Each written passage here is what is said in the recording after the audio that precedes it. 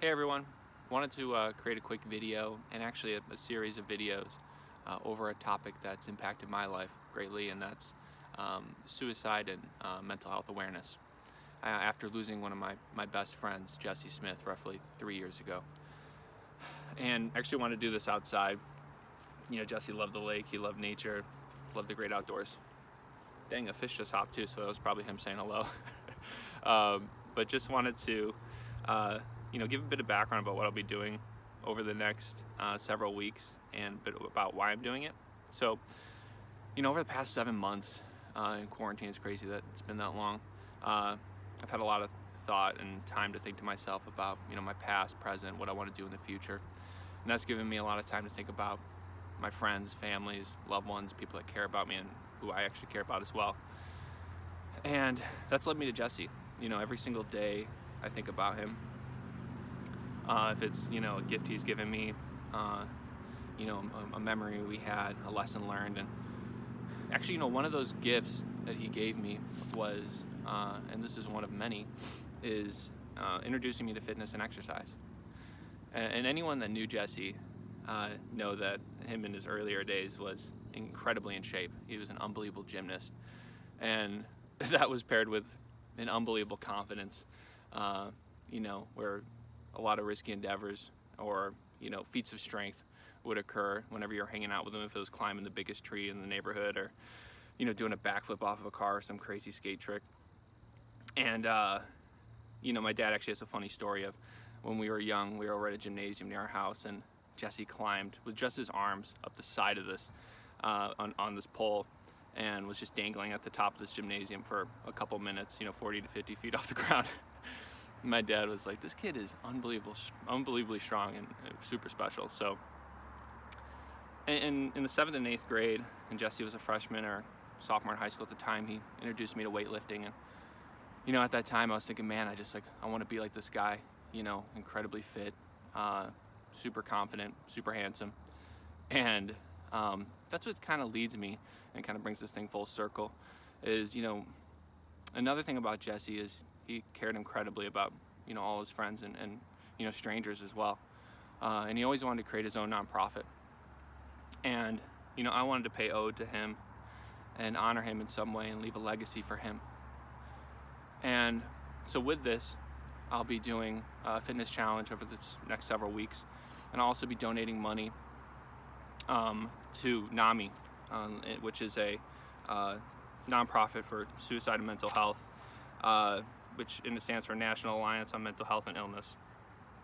And they're an advocacy, education, support, and public awareness for mental health and illness, really creating a wonderful community for people that are affected and, providing them with resources and things to help. And with these videos that I'll be creating, one, I'll be showing different, fitness challenges that I'll be doing, but I'll also be overlaying the audio with stories of Jesse. So that's where I'll need your help, along with hopefully potentially donating as well. But I'll be overlaying the audio with stories of Jesse, and then those can be moments, times with him, whatever it may be, and I can leave that anonymous as well. Lastly, I wanted to share a quote and a little bit about how I've been able to deal with this, and it's kind of pushed me to this moment and to take this action. And often with suicide, there's feelings of guilt, anger, frustration. What if I called? What if I could have done something and told him how much I loved him? And with this quote, it's kind of helped me to push me for this inspiration to create this challenge and to pay ode to him and to raise awareness around this issue. And so it reads, guilt is rooted in actions of the past, perpetuated in the lack of action in the present, and delivered in the future as pain and suffering. This was written by David Rappeau, who is a renowned author for addiction and alcoholism. And I know that's not the most uplifting quote, and when I think about it, it's action that often leads to wonderful moments, and it can take away, some of the pain that we've suffered in the past, and help us see a brighter future, and kind of heal those wounds that a lot of us have been dealing with. So I thought this would be fun.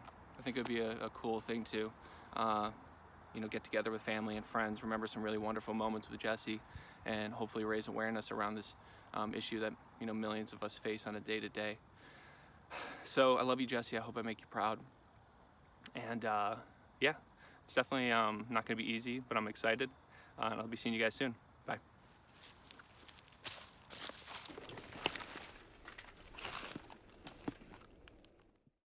Alright, so as you can see here, I wanted to provide a quick overview of what I'll actually be doing in regards to the workout, and also have a little bit of fun with it. Also creating the superhero man himself, Jesse Smith, in all his glory. For those that knew him, knew that he didn't always like to wear a shirt, sometimes even pants, so thought it was fitting. So here's the Jesse Smith method. Alright, so what this workout will actually entail is a series of bodyweight workouts, and that will include 100 pull-ups, 250 push-ups, 250 sit-ups, 200 dips, 200 squats over a period of 10 sessions, minus a couple reps here and there, which equals 9,814 total reps, or 9,814 days that Jesse lived and graced us on this beautiful green earth.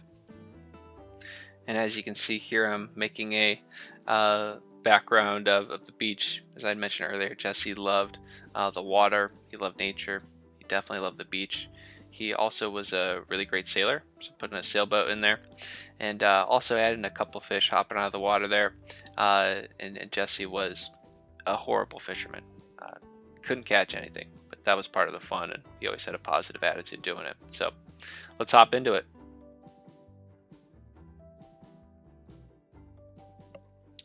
This first story comes from one of my best friends, Harrison Edmonds.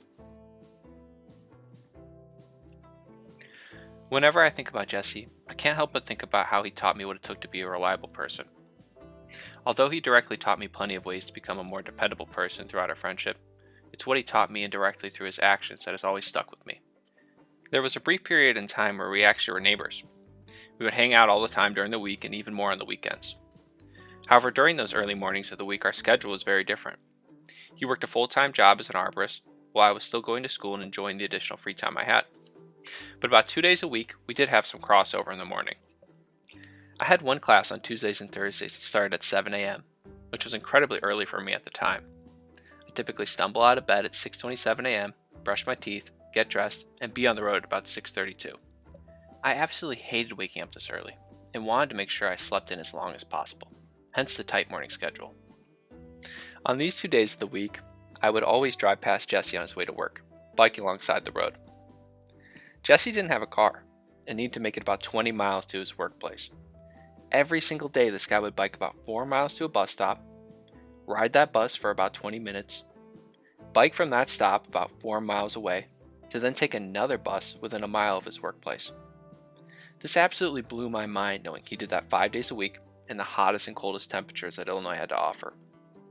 I was barely making it to classes 2 days a week in a temperature-controlled vehicle, while he was biking using public transportation that wasn't always reliable. I absolutely hated my 7 a.m. class, and I often considered ditching or dropping the class altogether.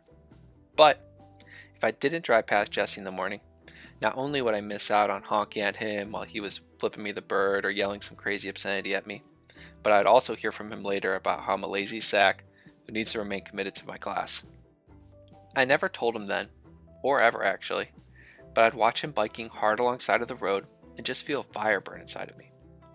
Whenever I saw him, I wasn't thinking about the current day of work ahead of either of us. I would think about the fact that if I were there or not, he would still be there on his way to work. All those days that I would spend laying in bed asleep because I know I had classes scheduled late, Jesse would be biking on his way to work. It's a strange thing to know what somebody's doing without truly knowing it. But if you think of anybody who is dependable in your life, you'll realize it's something we all do. Every morning I would drive to class, and I knew that I would see Jesse biking on the side of the road. Jesse motivated me to find purpose in my life and pursue it. I've realized as I've gotten older that just showing up to work Keeping your appointments is more than half the battle of being a dependable person. That's what Jesse was doing back then. What I thought was so amazing at the time was just him on his way to work. He was just showing up. I never knew what he actually did at work, but I was just blown away at watching him get there. Watching Jesse for those months back when we lived next to each other really turned my life around. I was fairly self-involved, would ditch appointments regularly, and flake on social or business events without any notice or reason. I began branching out more socially, in business, and especially in my education the next few years. All it took was for me to start showing up. Now when I feel like canceling or postponing a commitment I've made, I often think back to Jesse, unwavering, biking his ass off to work. It always seems to keep me in check, and committed to myself and those around me. Thanks for sharing that beautiful story, Harry. And it's a consistent ode to Jesse's hard work and dedication, and those little moments in life that really can impact someone's life so dramatically as Jesse did with many of us.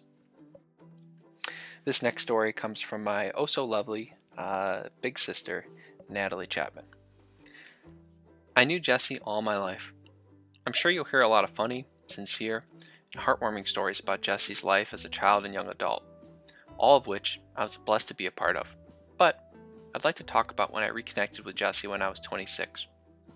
I remember him walking towards me on the sidewalk, coming to my house to borrow my fishing rod, which was actually my fishing rod. I never got that back. And it was the first time I had seen him in a few years. He asked me to come with him to an AA meeting. We were both now sober, me newly so. He said that he wanted to share his friends with me. I told him that I had a Tinder date that night, but he asked me to skip it, saying, "You have a date with destiny." I took him up on his offer of attending that AA meeting that he frequented.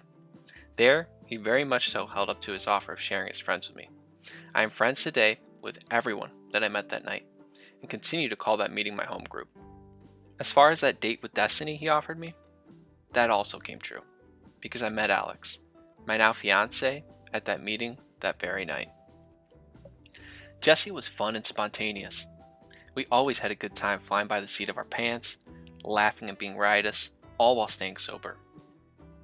I had never known I could have such a good time in sobriety. Jesse reminded me of how good it felt to laugh hard, feel connected to people, build meaningful relationships, and not take myself so seriously. Besides for Jesse's fun side, he was deeply caring, always willing to help, to listen, and know to give solid advice despite his sometimes reckless abandon for his own sage counsel. Jesse was also incredibly smart. I feel saddened to think about all the things he had yet to accomplish in his life, how wildly gifted he was in so many areas, and how much he had to offer the world. I'm a person who thinks a lot about death, how what separates us from life and death is a mere moment. When reflecting on Jesse's life, I often find myself wondering what was the last thought he had? What was the last thing that made him laugh? What was the last song that he had listened to? Or the last thing that he ate? There's a stigma attached to suicide that implies that one did something wrong, that they committed a horrible moral sin. That is not the truth. As people, beautifully but deeply flawed, we all strive to do the best that we can. Jesse did the best that he could. In Judaism they say, "May their memory be a blessing." When I reflect on my own life, so much of it has been blessed by having known Jesse. At least all of the big parts, like my relationship with Alex and my foundation in AA. In his short time, he impacted so many people. Jesse lives on in the important things that I appreciate in life today, like big belly laughs, loving deeply, and living a life that is spontaneous and fun. We all carry on his memory in the big moments of our lives, when something important happens, or a moment of reflection during a gathering. Sometimes the thought is, I wish Jesse was here to be a part of all of this, all while knowing he's there in spirit. Thanks for sharing that. That was an amazing story, and just another ode again to Jesse and the impact that he made on so many of us.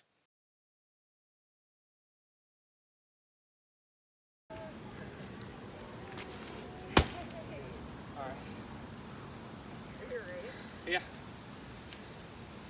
Oh, all done. Love you, Jesse. I found this video on my old computer and thought I would share it. Quick video of Jesse showing off some of his athletic abilities and doing a cool flip in the pool. And then here we got a couple images of us together throughout our years.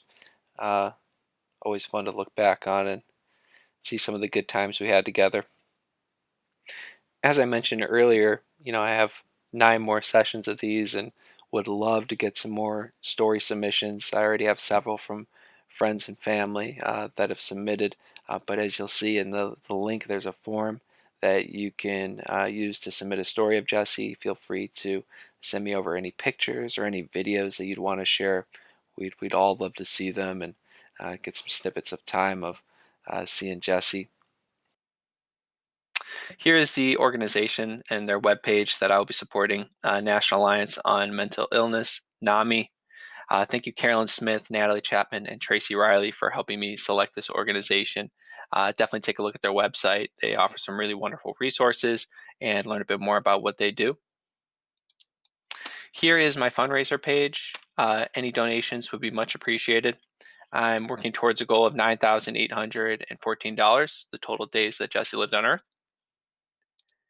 And here is the submission page again for submitting stories on Jesse, and also down here you can include any photos or pictures that you'd like to upload and that I can share on these weekly videos.